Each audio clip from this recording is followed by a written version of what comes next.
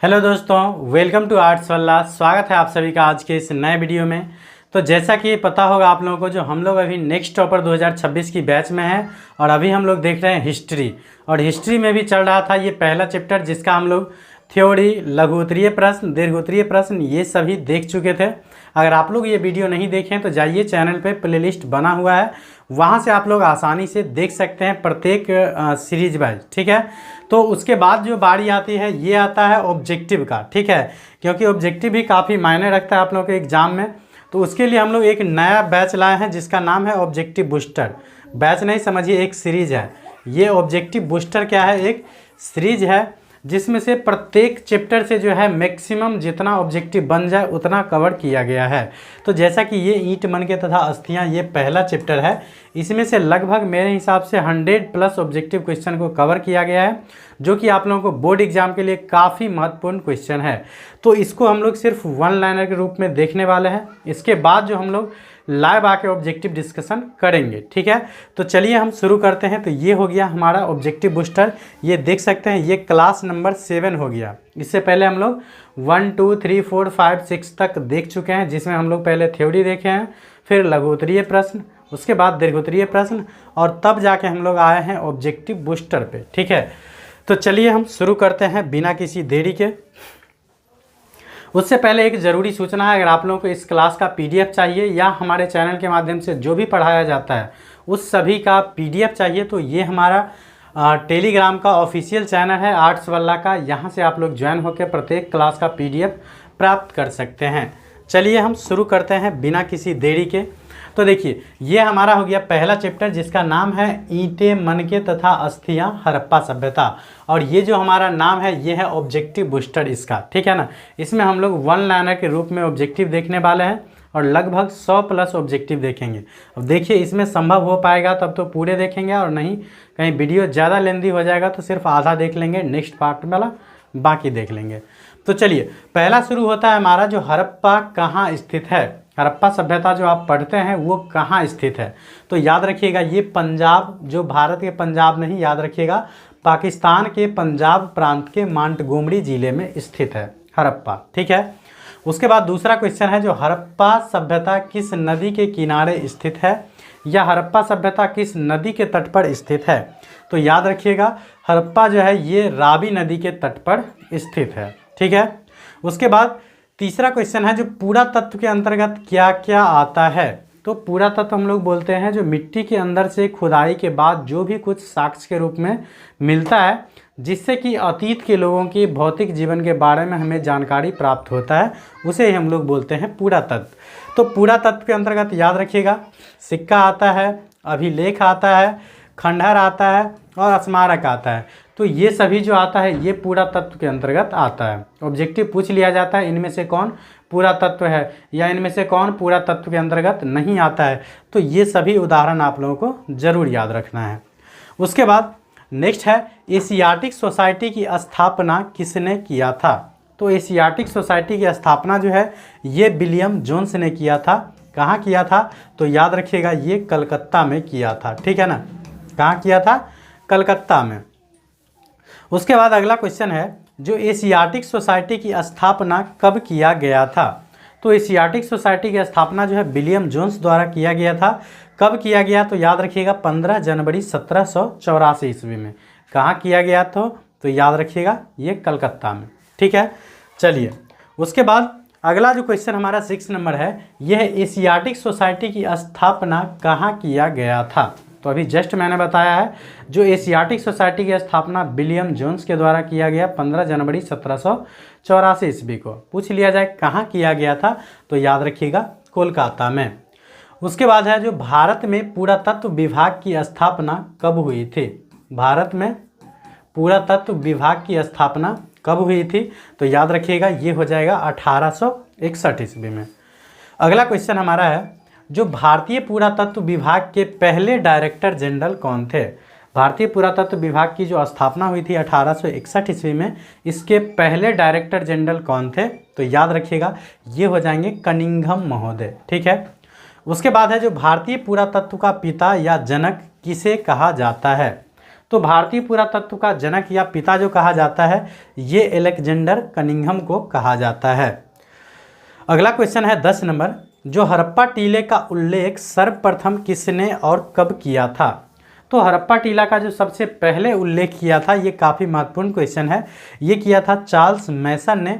कब किया था? तो याद रखिएगा 1826 ईस्वी में। ठीक है। उसके बाद अगला क्वेश्चन है, जो हड़प्पा सभ्यता का खोज किसने किया था? तो हड़प्पा सभ्यता का जो खोज किया था ये किए थे राय बहादुर दयाराम साहनी ने। ठीक है ना। कब किए थे? तो 1921 ईस्वी में। हालांकि नेक्स्ट क्वेश्चन वही है।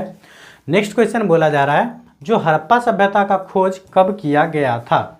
तो हड़प्पा सभ्यता का खोज जो है राय बहादुर दयाराम साहनी के द्वारा किया गया था 1921 ईस्वी में। ठीक है।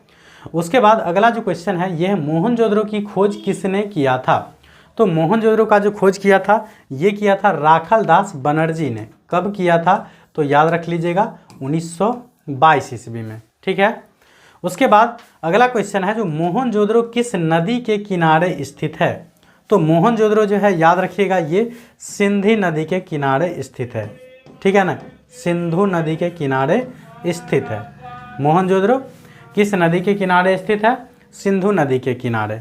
उसके बाद है, जो मोहनजोदड़ो का खोज कब किया गया था?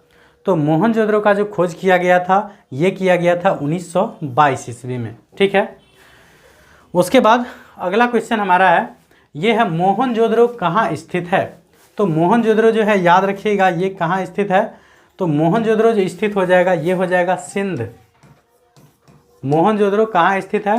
तो सिंध पाकिस्तान के लड़काना ज़िले में। सिंध जो कि पाकिस्तान में पड़ता है, वहाँ के लड़काना एक ज़िला है, वहाँ पे पड़ता है मोहनजोदड़ो। ठीक है।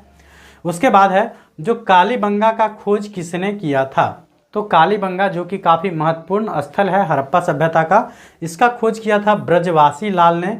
पूछ लिया जाए कब किया था? तो याद रखिएगा 1953 ईस्वी में। ठीक है। उसके बाद अगला क्वेश्चन है, जो कालीबंगा किस नदी के किनारे स्थित है? तो कालीबंगा जो है ये याद रखिएगा सरस्वती नदी के किनारे स्थित है। उसके बाद है, जो कालीबंगा कहाँ स्थित है? तो कालीबंगा जो स्थित है ये राजस्थान के गंगानगर जिले में स्थित है। ये राजस्थान भारत में पड़ता है। ठीक है।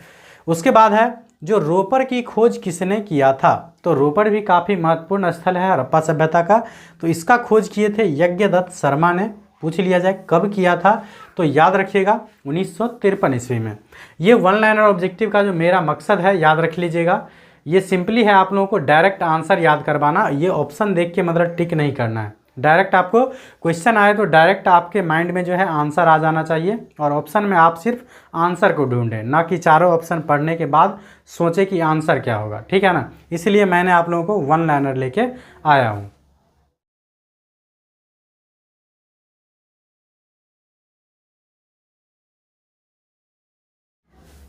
चलिए उसके बाद अगला जो हमारा क्वेश्चन है ये है, बोला जा रहा है जो रोपड़ कहाँ स्थित है? तो रोपड़ जो है ये पंजाब के रोपड़ ज़िले में स्थित है। ठीक है। अगला क्वेश्चन है, जो लोथल का खोज किसने किया था? तो लोथल का जो खोज किया था ये किया था SR राव ने। पूछ लिया जाए कब किया था? तो याद रखिएगा 1957 ईस्वी में। उसके बाद लोथल किस नदी के किनारे स्थित है? तो लोथल भी काफ़ी महत्वपूर्ण स्थल है हड़प्पा सभ्यता का, क्योंकि लोथल जो है याद रखिएगा ये एक बंदरगाह वाला शहर था जहाँ से व्यापार होता था। तो लोथल किस नदी के किनारे स्थित है? तो याद रखिएगा ये है भोगवा नदी के किनारे स्थित। उसके बाद लोथल कहाँ स्थित है? तो याद रखिएगा लोथल जो है ये गुजरात के अहमदाबाद ज़िले में स्थित है लोथल। ठीक है। उसके बाद नेक्स्ट हमारा क्वेश्चन है, बोला जा रहा है चनहुद्रो कहाँ स्थित है? तो चनहुद्रो जो स्थित है याद रख लीजिएगा ये हो जाएंगे आप लोगों को सिंध। ये कहाँ है? तो याद रखिएगा सिंध पाकिस्तान के मांटगोमरी ज़िले में। सिंध जो कि कहाँ पड़ता है? पाकिस्तान में। वहाँ के प्रांत के मतलब मांटगोमरी ज़िले में स्थित है चनहुद्रो। अगला क्वेश्चन है, जो चनहुद्रो का खोज किसने किया था? तो चनहुद्रो का जो खोज किए थे ये किए थे NG मजूमदार ने। ठीक है। उसके बाद है, जो आलमगीरपुर जो है, आलमगीरपुर का खोज किसने किया था? आलमगीरपुर का खोज किसने किया था? तो आलमगीरपुर का जो खोज किया था ये किया था यज्ञदत्त शर्मा ने। किसने किया था? यज्ञदत्त शर्मा ने। उसके बाद है आलमगीरपुर किस नदी के किनारे स्थित है? तो आलमगीरपुर जो है याद रखिएगा ये हिंडन नदी के किनारे स्थित है। उसके बाद है जो आलमगीरपुर कहाँ स्थित है? तो आलमगीरपुर जो है याद रखिएगा ये उत्तर प्रदेश के मेरठ जिले में स्थित है। ठीक है, इसी प्रकार से आप लोगों को अपने नोटबुक में जो है लिख लेना है और A to Z ऑब्जेक्टिव जो है आप लोगों को माइंड में एकदम छपा रहना चाहिए। ठीक है ना, ताकि एकदम ऑब्जेक्टिव में तो 50 में 50 कभी मिस नहीं करना है, एकदम 50 में 50 लाना ही लाना है। ठीक है, तब जाके स्कोर आप 400 पार कर पाइएगा आसानी से। उसके बाद है जो बनावली कहाँ स्थित है? तो बनावली जो है ये हरियाणा राज्य के हिसार जिले में स्थित है। उसके बाद है जो बनावली किस नदी के किनारे स्थित है? तो बनावली जो है ये सरस्वती नदी के किनारे स्थित है। उसके बाद है जो धौलावीरा कहाँ स्थित है? तो धौलावीरा जो है ये याद रखिएगा गुजरात के भारूच जिला में स्थित है धौलावीरा। उसके बाद है जो राखीगढ़ी कहाँ स्थित है? तो राखीगढ़ी जो स्थित है ये है हरियाणा में। उसके बाद है जो सूतकांगे डोर किस नदी के किनारे स्थित है? तो सूतकांगे डोर जो है ये दास्क नदी के किनारे स्थित है। उसके बाद नेक्स्ट क्वेश्चन है जो सूतकांगे डोर कहाँ स्थित है? तो सूतकांगे डोर जो हड़प्पा सभ्यता का स्थल है वो याद रखिएगा बलूचिस्तान के मटकान जिले में, मतलब बलूचिस्तान के मकरान जिले होना चाहिए। ठीक है ना, मकरान जिले में स्थित है। उसके बाद बोला जा रहा है जो हड़प्पा एवं मोहनजोदड़ो के बीच की दूरी कितनी है? तो हड़प्पा और मोहनजोदड़ो की जो बीच की दूरी है याद रखिएगा ये 670 किलोमीटर है। उसके बाद है हड़प्पा एवं मोहनजोदड़ो को एक विस्तृत साम्राज्य की जुड़वा राजधानियां किसने कहा था? तो ये तो सभी स्टूडेंट को पता रहता है जो हड़प्पा और मोहनजोदड़ो को क्या कहा जाता है, तो एक विस्तृत साम्राज्य की जुड़वा राजधानियां। लेकिन ये किसने कहा था ये बहुत कम को पता रहता है। तो याद रखिएगा ये कहे थे पीगट महोदय ने। ठीक है ना, पीगट महोदय क्या कहे थे? तो हड़प्पा और मोहनजोदड़ो जो है एक विस्तृत साम्राज्य की जुड़वा राजधानियां है। ठीक है, उसके बाद है जो हड़प्पा सभ्यता का सर्वमान्य काल क्या है? मतलब हड़प्पा सभ्यता का काल क्या है? तो इसको लेकर जो है विभिन्न इतिहासकारों में या विद्वानों में क्या है मतभेद है। सभी मतलब अलग अलग बताते हैं अपने अपने मत के अनुसार, लेकिन उसमें जो सबसे मान्य है, सबसे अधिक मान्य है ये है 2500 ईसा पूर्व से 1750 ईसा पूर्व जो है हड़प्पा सभ्यता का काल माना जाता है। उसके बाद है डॉक्टर व्हीलर एवं रेडियो कार्बन 14 विधि। ठीक है ना, इसके अनुसार हड़प्पा सभ्यता का काल क्या है? तो डॉक्टर व्हीलर और कार्बन 14 विधि इस दोनों के अनुसार जो है हड़प्पा सभ्यता का जो काल है ये है 2500 ईसा पूर्व से 1750 ईसा पूर्व, और यही जो है सबसे अधिक मान्य है हड़प्पा सभ्यता का काल। उसके बाद नेक्स्ट जो क्वेश्चन हमारा है ये है कार्बन 14 विधि की खोज किसने किया था? तो कार्बन 14 विधि पता होगा आप लोगों को, जो किसी भी वस्तु की जो है तिथि निर्धारण करने की एक वैज्ञानिक विधि है। तो इसका जो खोज किए थे ये अमेरिकी रसायन शास्त्री थे एक, जिनका नाम था B.F. लीवी। ठीक है ना, B.F. लीवी ने जो है 1946 में खोज किए थे कार्बन 14 विधि का। नेक्स्ट क्वेश्चन वही है जो कार्बन 14 विधि की खोज जो है कब किया गया था? तो कार्बन 14 विधि का जो खोज किया गया था ये 1946 ईस्वी में किया गया था अमेरिकी रसायन शास्त्री B.F. लीवी के द्वारा। उसके बाद है कार्बन का अर्ध आयु काल क्या है? तो कार्बन का जो है अर्ध आयु काल ये है 5568 प्लस माइनस 30 वर्ष। यहाँ पे माइनस लगा लीजिएगा। ठीक है ना, 5568 प्लस माइनस 30 वर्ष हो जाता है। ठीक है ना, यहाँ पे एक माइनस लगा लीजिएगा। ठीक है, चलिए उसके बाद है जो पदार्थों में कार्बन 14 के क्षय होने की जो प्रक्रिया होती है उसे क्या कहते हैं? तो पदार्थों में कार्बन 14 के क्षय होने की प्रक्रिया को हम लोग बोलते हैं रेडियोधर्मिता, या इंग्लिश में बोला जाता है रेडियो एक्टिविटी। ठीक है, अगला क्वेश्चन है जो हड़प्पा सभ्यता का आकार या क्षेत्रफल जो है कैसा है? तो हड़प्पा सभ्यता का आकार या क्षेत्रफल याद रखिएगा ये त्रिभुजाकार था। ठीक है ना, किस प्रकार से था? इस प्रकार से था, और इसका क्षेत्रफल लगभग 12,99,600 वर्ग किलोमीटर है। ठीक है ना, हड़प्पा सभ्यता का क्षेत्रफल। ठीक है, चलिए उसके बाद अगला क्वेश्चन हमारा है, नेक्स्ट क्वेश्चन वही आ गया जो हड़प्पा सभ्यता का क्षेत्रफल कितना है? तो पूछ लिया जाता है हड़प्पा सभ्यता का क्षेत्रफल मतलब एरिया कितना है?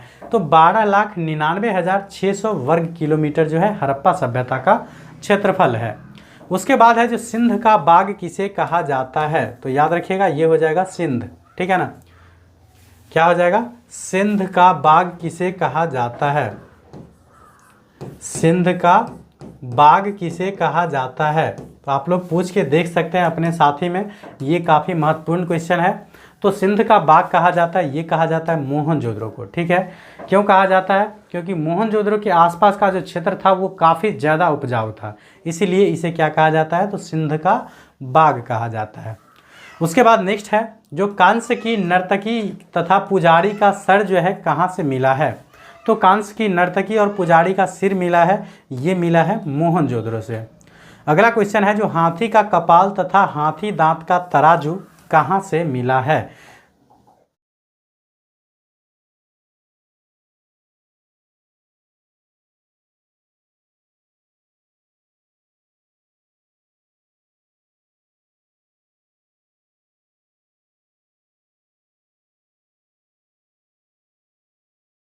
नेक्स्ट क्वेश्चन है जो हाथी का कपाल तथा हाथी दांत का तराजू कहाँ से मिला है, तो ये मिला है मोहनजोदड़ो से। और आज का लास्ट क्वेश्चन है यह स्त्री के गर्भ से पौधा निकलता हुआ मूर्ति कहाँ से प्राप्त हुआ है, तो स्त्री के एक गर्भ से मतलब पौधा निकलता हुआ मूर्ति जो प्राप्त हुआ है ये मिला है आप लोगों को हड़प्पा से, ठीक है। तो चलिए आज मैं 50 तक ही रहने देता हूँ, नेक्स्ट के वीडियो में इसके बाकी जो लगभग 55 प्लस क्वेश्चन है उसको मैं करवा दूंगा, ठीक है। तो एक जानकारी आप लोगों के लिए है, अगर आप लोग जो हमारे नोट्स को इस प्रकार से तैयार कर रहे हैं तो आप लोग कमेंट बॉक्स में जो है अपना नाम जरूर टाइप कीजिएगा जो सर मैं कर रहा हूँ, ठीक है ना। मैंने आप लोगों को सबसे पहले बताया है थ्योरी, ठीक है ना। तो उम्मीद करेंगे आप लोग पहले अपने कॉपी में जो है थ्योरी लिख लीजिएगा। उसके बाद लघु उत्तरीय प्रश्न जो करवाए हैं उसके बाद लघु उत्तरीय प्रश्न उत्तर सेम टू सेम लिख लेना है आप लोगों को। उसके बाद दीर्घ उत्तरीय प्रश्न उत्तर जो हम करवाए हैं वो सेम टू सेम आप लोगों को लिख लेना है। उसके बाद ये मैं ऑब्जेक्टिव बूस्टर करवा रहा हूँ, इसे भी मैं उम्मीद करूँगा जो आप लोग अपने नोटबुक पे जो है सेम टू सेम लिख लेंगे, ठीक है ना, ताकि नेक्स्ट जो आने वाली एग्ज़ाम है 2026 में उसमें एक भी क्वेश्चन आप लोगों को मिस ना हो। और अभी से हम लोगों को पूरे 1 साल पर्याप्त समय है, इसीलिए हम लोग इसे डिटेल से पढ़ रहे हैं ताकि एक भी क्वेश्चन में कोई भी डॉट नहीं हो। तो अगर आप इस तरीके से अपनी कॉपी को तैयार कर रहे होंगे नोटबुक को तो कमेंट बॉक्स में जो है ज़रूर बताइएगा। तो चलिए मिलते हैं नेक्स्ट वीडियो में, तब तक के लिए बाय। अगर वीडियो पसंद आया आप लोगों को तो लाइक कमेंट ज़रूर कर दिया कीजिए और अपने दोस्तों में जो है शेयर करना ना भूलिएगा ताकि आपके जो दोस्त है 12वीं में उसके पास ये कंटेंट ज़रूर पहुंच जाए। और इस सभी का जो है PDF बिल्कुल फ्री में मिल जाएगा, ये भी आप लोगों को पता होगा। तो बिल्कुल जो है पेड बैच वाली सुविधा आप लोगों को मिल रही है, तो आपकी जिम्मेदारी बनती है इस क्लास को अधिक से अधिक शेयर करने का, ठीक है। मिलते हैं नेक्स्ट क्लास में, तब तक के लिए बाय।